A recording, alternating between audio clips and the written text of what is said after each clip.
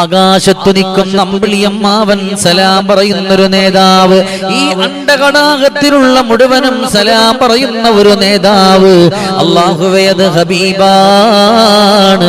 എത്ര വർണ്ണിച്ചാലും പറഞ്ഞാലും നമുക്ക് മതി വരില്ലല്ലോ.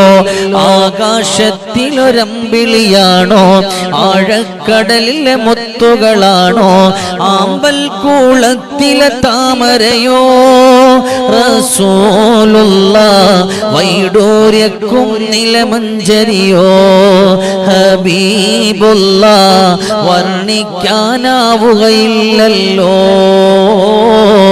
വർണ്ണനയിൽ പാൽക്കടലാണോ.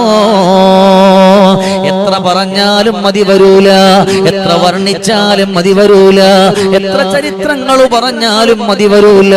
ഹബീബിന്റെ ജീവിതങ്ങൾ മുഴുവൻ നമുക്ക് പറഞ്ഞു തീർക്കാൻ തന്നെ കഴിയില്ല. അത്രത്തോളം അത്ഭുതങ്ങളുടെ കലവറയാണ് മദീനത്തുള്ളത്. അതാരെന്നറിയുമോ?